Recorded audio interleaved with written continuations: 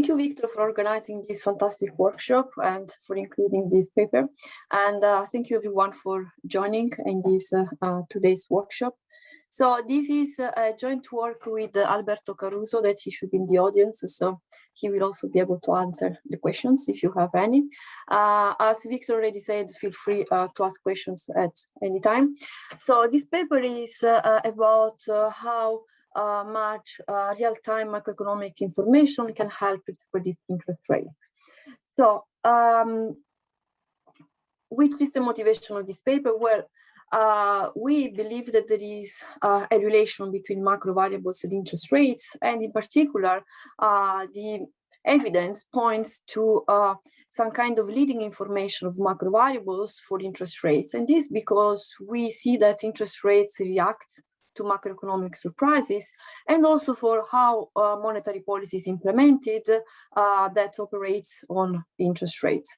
And of course, we are not the first ones to observe this. There is a large literature that has documented evidence that macroeconomic indicators help to predict interest rates. So the first paper was this paper of Anke, but then there's been lots of work looking at different methodologies, different types of macro informations. So trying to extract macro information to predict interest rates. And all of these papers find that there is something there. However, one limitation of this big literature is that all the studies were using revised macro data. Essentially, what we're using is a data set that is not available to agents when they have to make their predictions. And this is what was observed in this paper by Gasses, Horan, and Monk. So what they said is, well, what you need to do is to mimic the data sets that agents have. So when they use real-time macroeconomic variables, they use they find limited evidence of the predictability of interest rates using macroeconomic information. So why does this happen? Well, first thing that we need to do is to look at the characteristics of the real-time macroeconomic data flow. So what we have in real time is that macroeconomic data is released in a non-synchronous way. So today is the 9th of November, and we still don't know which was the inflation in October. Okay, so we don't know this data. So this is a publication lag. So we're gonna know it maybe in a week. But then in a week, we are going to have the points for October, but this is going to be revised next month. So macroeconomic data is released with a publication lag, but then it's also revised as time goes by. So this needs to be taken into account when you want to investigate the predictability of macroeconomic information for interest rates. However, if you are in this environment when you are trying to mimic the information set that agents have, you also need to consider the role of surveys. And in this context, surveys have an important role. First, because they're timely. So if we look at surveys, we can have some information about inflation in October. And second, because they're not subject to revision. So this information is not going to be revised as new data is available. And third, surveys can incorporate any information. And this is why it is relevant for this workshop, because what we're going to make the example here is the announcements of forward guidance. So if you have an announcement of forward guidance, this is not incorporated into macro variables, but it is readily incorporated in surveys, okay? So what we find is that the existing studies on real-time yield curve predictability consider either only macro variables, which is the study that already started, or only interest rates. So what we do in this paper is that we make interest rate predictions based on the information set available to agents at each point in time that they have to make their prediction. So we take into account all the characteristics of the real-time macroeconomic data flow. So in order to do this, what we need to do is to construct a mixed frequency dynamic factor model for interest rates, real-time macro variables, and interest rate surveys, with macroeconomic variables or macroeconomic factors as unobservable components. And we have three main results. So first, what we find is that real-time macroeconomic information is helpful to predict interest rates, especially short horizon at short maturities at long horizons. So it's true that there is less predictability in real-time macroeconomic information with respect to revised macroeconomic information, but still this is useful. And second, what we find is that the wedge in predictability between real-time and revised macro data is driven by revisions, not by publication lags. Third, we find that interest rate surveys can have a significant predictability role over and above what you have in real-time macro variables. And this is true, especially during a period of forward guidance. So this is essentially the overview of the results of the paper. So what I'm gonna do now is that I'm gonna go through a bit how we reach this conclusion. So I'm gonna start with the model and then a bit the data and estimation, and I'm gonna concentrate mainly on the results, okay? Laura, I'm sorry, a quick point. Did you mention a few slides ago that some other paper showed no helpfulness of real-time data for predictability? Yeah, they show limited, this paper here, they find limited evidence of predictability, okay? But so the difference, and this is, I'm gonna show this later, is that we take into account the full information set that agents have when they make their prediction. So we take the revised value that the agent has at the point in which they make the revision and at which they make the prediction. And this gives the agents some information which is valuable, okay? So the difference between the two data, between what we find and what they find, is driven by how we specify the information set. We take into account the full information sets that an agent has. Do you have a measure of what exactly or what mostly is driving your result compared to theirs? Yes, I'm going to show you in a graph. We do, yeah, an example, yes. Great.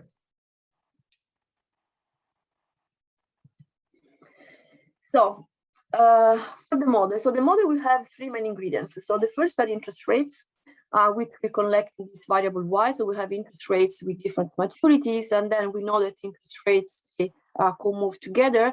So we model them following a factor structure where these Fy are the factors, and we assume that they are identified as these Nelson and Siegel factors, but this is really not really relevant. So we use this just because it's practical to identify this factor, label them as level slope and curvature, but you could also not impose these restrictions. If you want more details, I can talk about this more. And then we have some real-time macro variables, so which we collect in this vector x. And here, since we have real-time variables, we can have some missing values due to these publication lags. And we also assume that we have a factor structure that depend on the yield curve factors, the same that we have here, but also we allow for some specific factors, which we call macro factors. And if you want more details about these factors, in this other paper is where essentially we introduce these factors, which we call them unspanned macro factors, okay? So what we add also here is the third ingredient, which is interest rate surveys.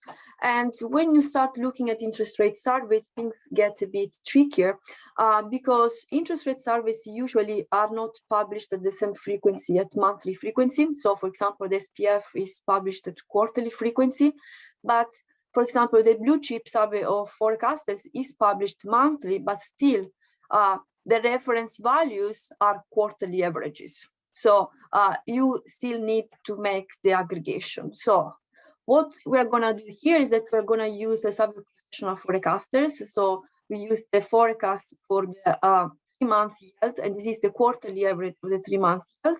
And we use this notation. This is the expectation under the survey, okay? This is the survey made at time minus h for the quarterly average at time t.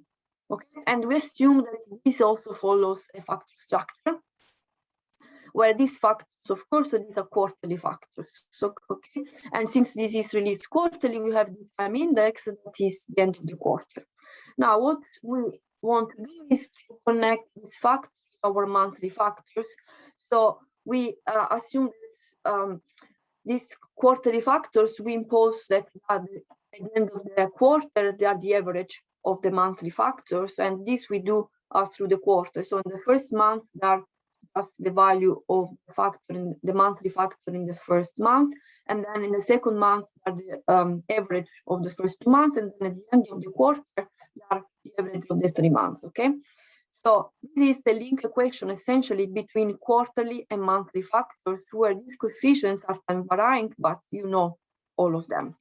One important thing that we do is that it's true that we're imposing a factor structure, but we don't know then how accurate are these forecasts. So we allow a kind of wedge of the forecasts that we have from the surveys, and the factors through this measurement error, which we assume that it follows an AR1. So we allow for persistent divergences between the surveys and what we call market-based forecast.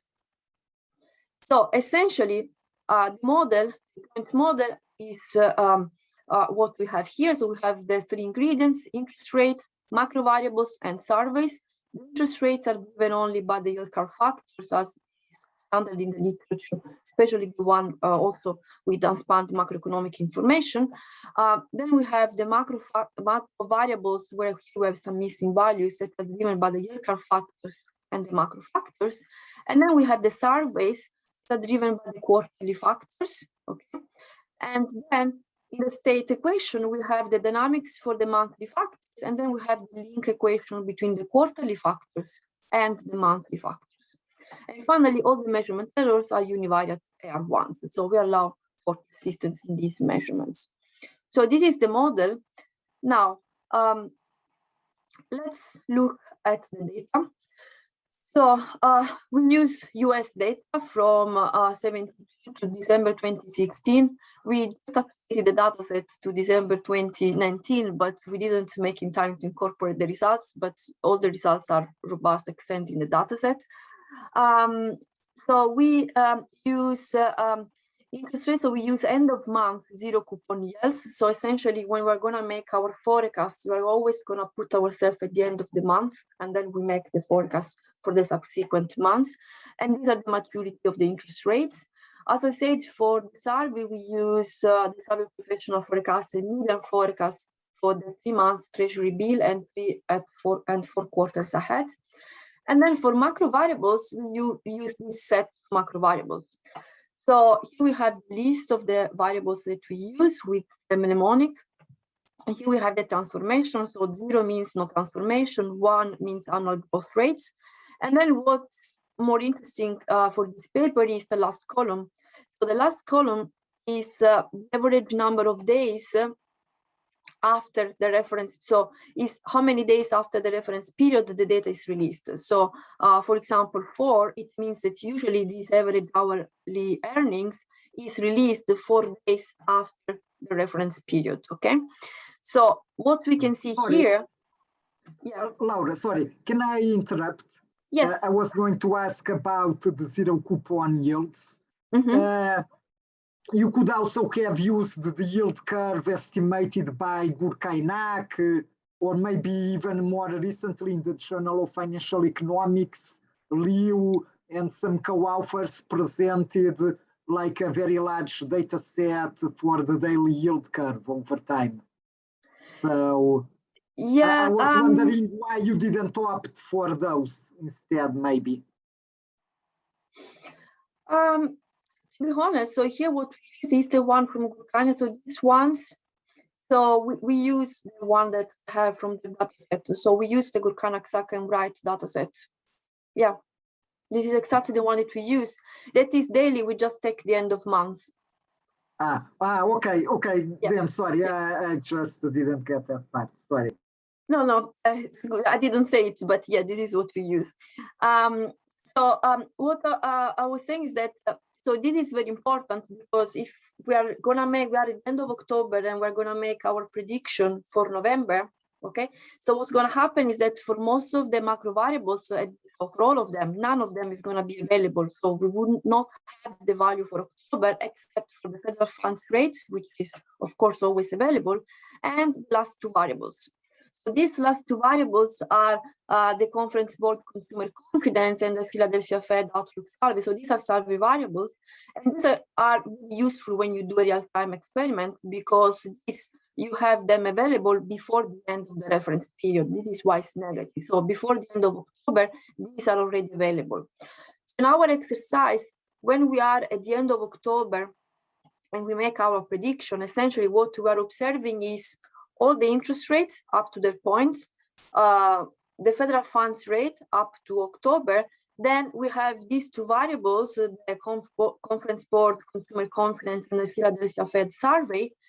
And then for the other macro variables, we are missing the point for October, essentially. Okay, so this is the data set that mimics what agents have the need to use to make their prediction. And yeah, so this. So now about estimation. So how do we estimate the model? So we can put our model, this is a factor model, we can put it in a state space form. We just have the augmented states that are the monthly factors, the quarterly factors. This was the intercept, and these are the idiosyncratic components that were following this AR1 process. So once we construct these augmented factors, then we can rewrite our model into state space form. One characteristic of this state space form is that we have restrictions both on the factor loadings because of these Nelson and Sear restrictions that we have, and also some zeros that we have, and on this state equation because some coefficients are given by this link equation between monthly and quarterly factors. Okay, so this is a restricted dynamic factor model where we have missing values because some of the observables are missing due to the publication lags, and then we have time varying coefficients here.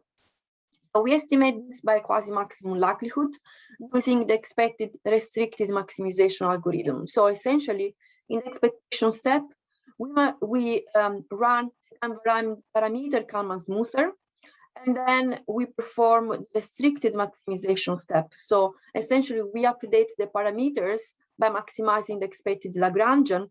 And this has the advantage that you can write it by hand and solve it, and you have closed form solution for all the coefficients. So you don't have to do any numerical optimization. So despite the fact that the data set, I would say, is a medium data set with the macro variables and the interest rates. And so it is quite fast if you need to make all the forecasts. So, okay. How do we do the forecasts? We do recursive estimation starting from the beginning of our sample, and then we do real-time out-of-sample evaluation starting from January 95, which is more or less half of our sample. And as I said, in each point, we reconstruct the information set that the agents have when we need to compute the forecast. One important thing to keep in mind is that here we are forecasting interest rates. And you know that if you look at interest rates in the periods, the most recent period, they've been very low and very close to zero. So what we're going to do is that we compute the forecast from our model, but these forecasts, we're going to consider them as a shadow rate forecast. So our final forecast is going to be the maximum between what we get from the model and zero. Okay, so we consider our forecast as shadow rate forecast because we're not explicitly imposing a lower bound on our predictions. Okay, so now we have time for results.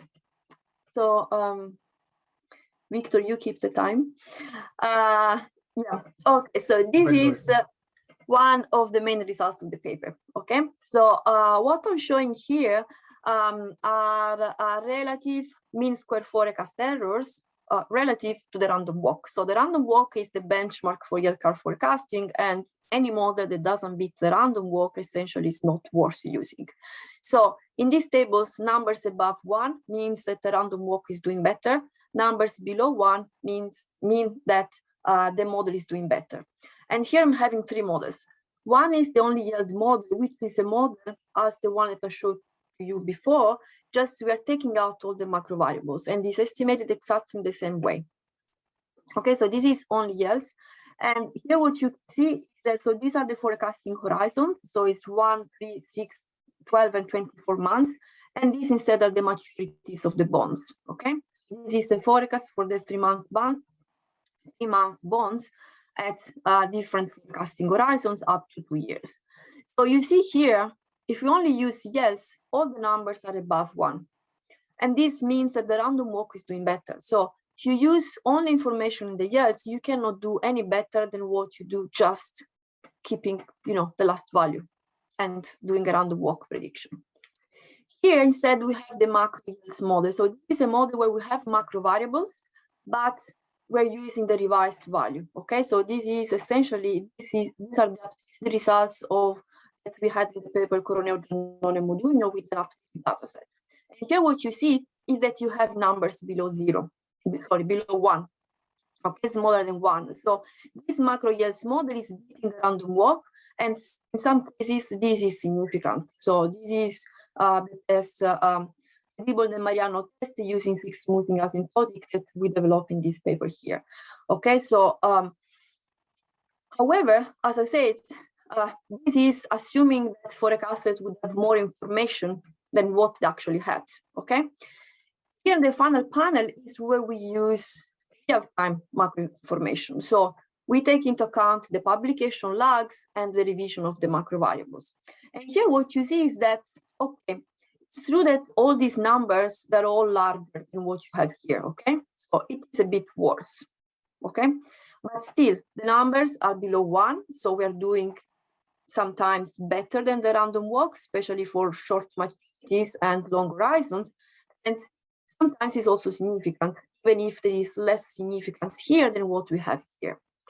So based on these results here, I would not say that real-time macroeconomic variables are not useful to predict interest rates. So I would not throw away real-time macroeconomic variables and go back to only yield, where the forecasting performance is essentially not distinguishable from the random walk. Okay, so once we got this result, first result is it's true that there is a loss in predictability. So these results in the bottom panel are slightly worse than what we have here, okay? But still, there is predictability. So what is driving this wedge? So why is that we have a kind of deterioration of performance if we use real-time macro information, okay?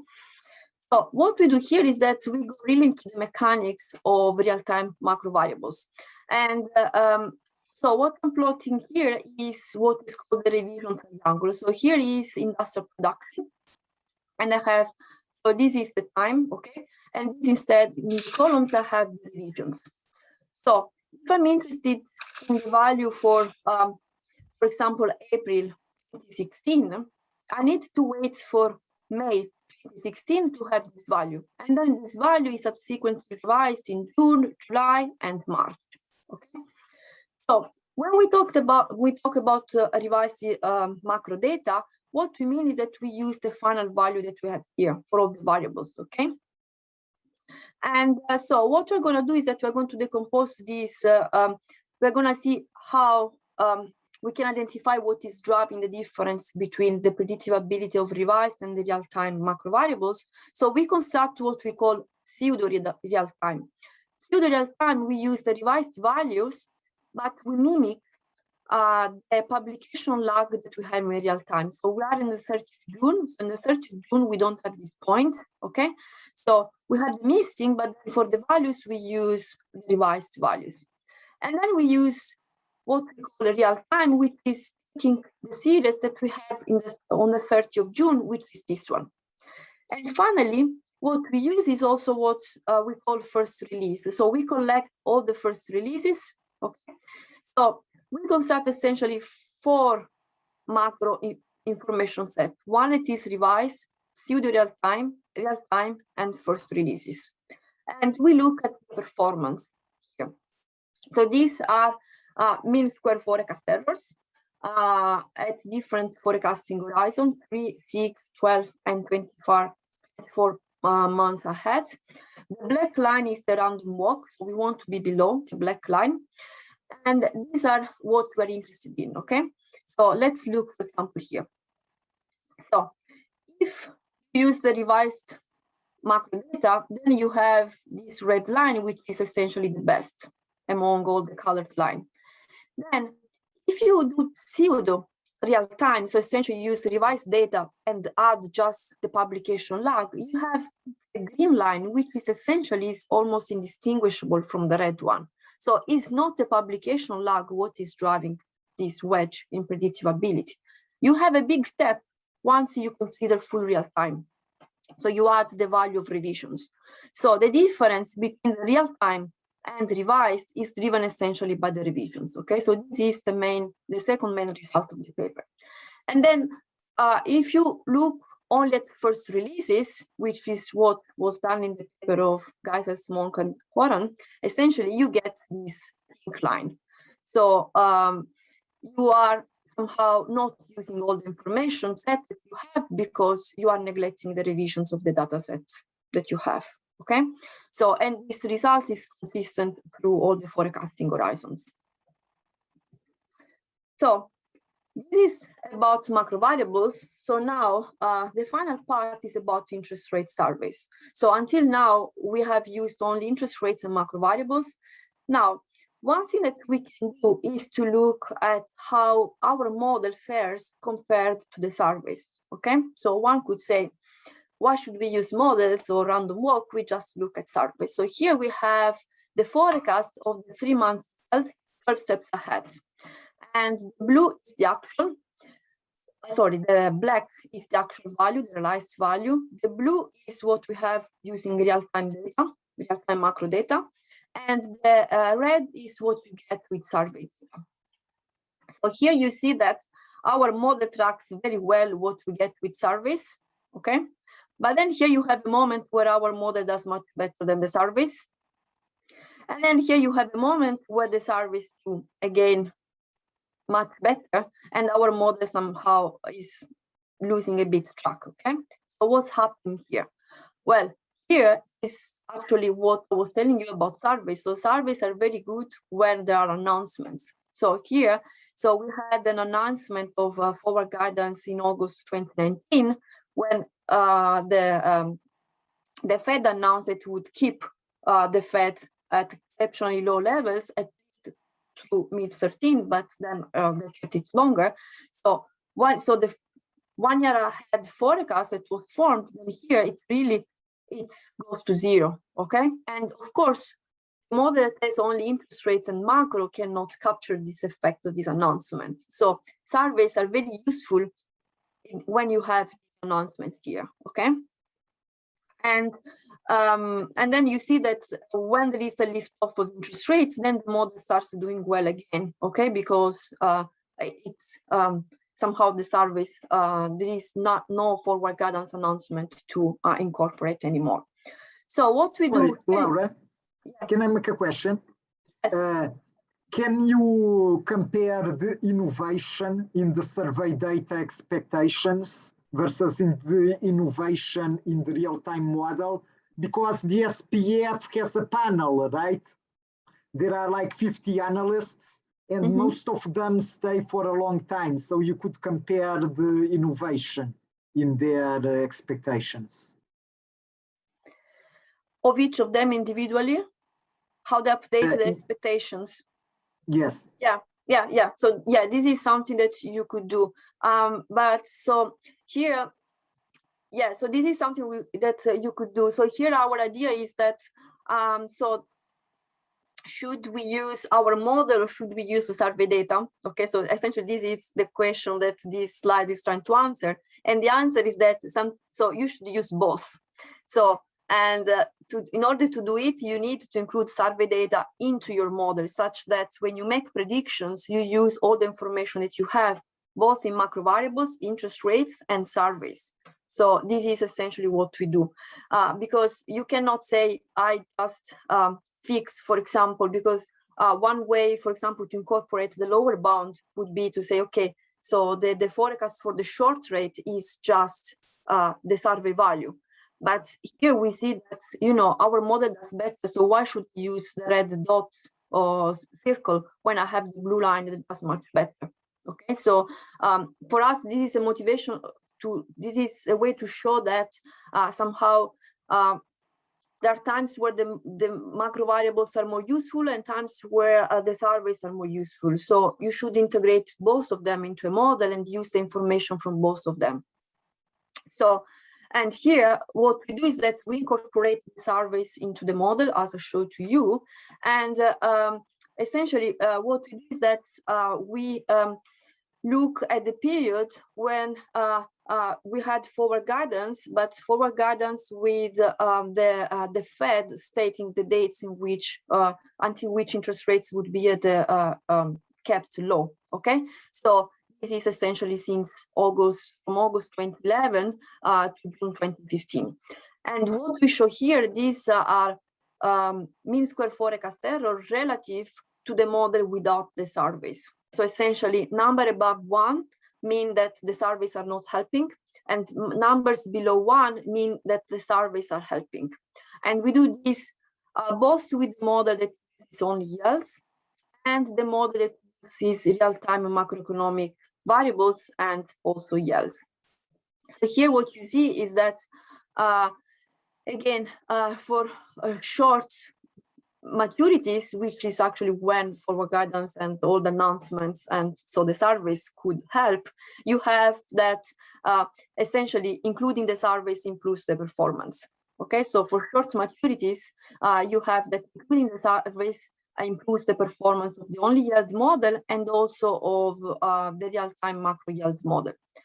However, you can also notice that these numbers are much lower than these ones here. So essentially, the surveys convey much more information to a model that only includes interest rates than to a model that includes both interest rates and macro variables.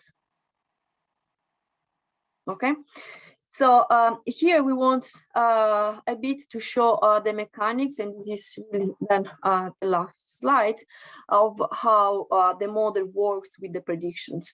So here we look at, we're thinking about the forward guidance announcement that was made the 25th of January 2012, okay? And we know that the surveys are collected the mid of the quarter, so they're collected mid of February. So the prediction that you make in January 2012 doesn't include the forward guidance announcement, okay? So we make 13 steps ahead prediction, essentially before the forward guidance announcement. So for January 2012, so at January 2012, we make the 13 steps ahead prediction. And here we show, so these are the different maturities of the interest rates, and the black line is the actual. Then the red is the only yield, and the blue is the macro yield model in real time, and then the dashed is when you include the surveys. So here what you see is, first thing is that when you include the surveys, essentially is the whole yield curve that changes. Okay? We are not tilting one point. So we're using information only on the survey on the 3-month interest rate, but this information essentially helps us to make prediction on the full yield curve. Now, in the next slides, we see what happens when there is a forward guidance announcement. So in February, so the end of February, when we make our predictions, now the surveys, they incorporate the forward guidance announcement. And here what you see is that the dashed line, both of them, they are much closer to the actual and they are much lower than the two lines, which are these continuous lines, the red and the blue, which don't incorporate the surveys. So this is to show a bit the mechanic of how the surveys convey information that cannot be readily incorporated in macro variables, such as when you have a forward guidance announcement. Okay, and this, in our case, is quite surprising that we're just using survey on the 3-month interest rate. So this is the only variable for which we are including the survey, but then we all the shape of the yield curve, so all the information from the survey. Okay, so this is was a bit of a preview of the paper. So essentially what we do in this paper is that we assess the predictability of real-time macroeconomic information for the yield curve. And in order to do this, we need to develop a mixed frequency dynamic factor model for interest rates, real-time macroeconomic variables, and interest rate surveys. So we have three main findings. So the first is that real-time macroeconomic information is not as helpful as revised macroeconomic information, but it is helpful to predict interest rates, especially short maturities at long horizon. Second is that the difference in the predictive ability between revised and real-time macro information is driven by data revisions. It's not the publication lags. It's data revisions that are driving this wedge. And it is important to take into account the data revisions. And third, we show that interest rate surveys can convey important information to predict interest rates, especially during a period of forward guidance.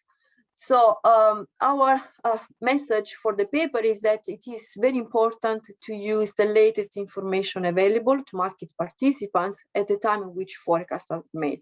And the latest information includes both new releases of data and revisions of already observed data. So in this way, you can exploit the full information set in order to make your prediction.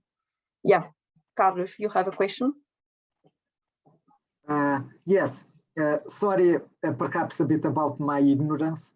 I don't know much about the econometrics of this. I guess this is similar to a FAVAR model, right? But it has mixed frequencies because you have something that is daily and then something that is happening only once a quarter, right? Yeah. I was wondering, in the FAVAR, you can put lots and lots of variables, right? So for example, instead of only including the average or the median of the survey data, in a FAVAR, I guess you could put the 50 analysts as individuals, as pinpoints, and then get a factor out of those.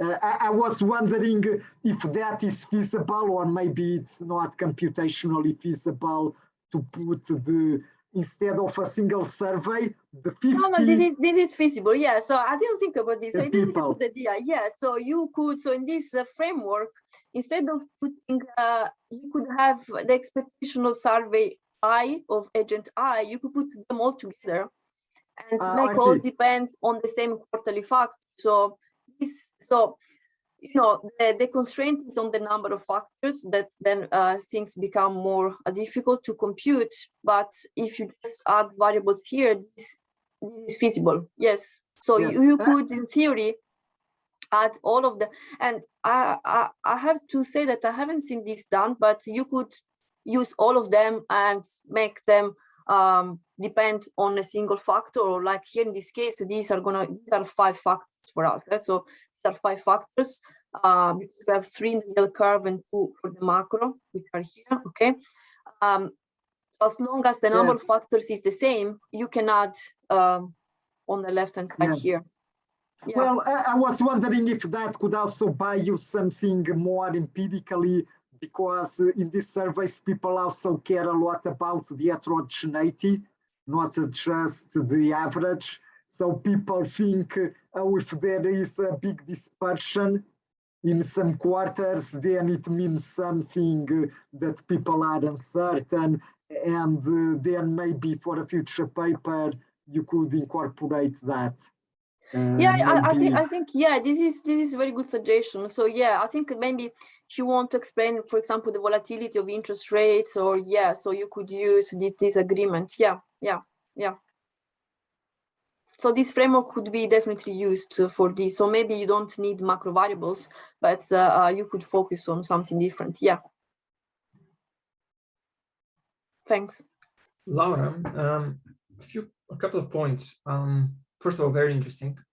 I was thinking about the survey data, and I think it would be interesting to see a few things on that, actually. The first one is that when you talk about the forward guidance message and the survey data, it's almost like the survey data is a proxy for the message. Yeah. Right? So that's one thing. Keeping in mind that the survey data contains something from policy communication. Now, another thing to see is, would the survey information be useful in different levels at different times? above the zero lower bound, great moderation, zero lower bound. Does that information tell us something more? And could you kind of distinguish between what the agents believe, so kind of the survey information, the survey forecast, and what their effect would be on actions, versus the component that they contain from policy? Perhaps on that note, some people in Oxford, Michael McMahon, for instance, and others are working on language processing. So you could perhaps construct like a data set which isolates the message component, which is from the forward guidance. It will be, of course, something artificial, something with processing the wording. And then you could see, all right, would the forecasts, the survey forecasts, would they still be useful if we abstract from the policy? Is there something about the SPF which is useful in itself versus just their interpretation of policy? Yeah. So yeah, that would be very interesting. Yeah. So I have to say here the focus on this paper was more on the real-time type of forecasting exercise. But yeah, once you set up the model, then there is lots that you can use. And it's true that here the surveys is not just the forward guidance, it's also the where is this? It's also the lower bound. So our model does not incorporate the lower bound, so it's a linear model, and so even if we are treating the forecasts as shadow forecasts, still we don't have a lower bound. And the problem with not having a lower bound is not that in forecasts go negative. This is not the only problem. Is that you cannot replicate the interest rates that stay at zero for a long period of time, because the model is mean reverting somehow. So once you incorporate the surveys, then the surveys, they pin down these future expectations and they keep them low, and the model can stay at zero, the forecast, for a longer period of time. So yeah, the surveys here, they're doing this dual role of proxy for like monetary policy announcement, but also capturing these non-linearities that we don't have in the model. Yeah. I actually just wanted to ask you, what's up with the end of 2012 or 2011? What's that spike? Do you have any sense of what's causing it? Here, yeah. No. That's well, the thing is that if you look at our forecast, you see it looks like it jumped, right? But then it's very close to the surveys. So yeah, indeed, so I don't know. But for example, here the model, this is when the predictions from the model essentially were negative. So when you use this shadow rate, so this stayed at zero. But instead, this period, the model was not predicting negative because it was not incorporating this information, and the surveys were. Yeah. So yeah. Any other questions?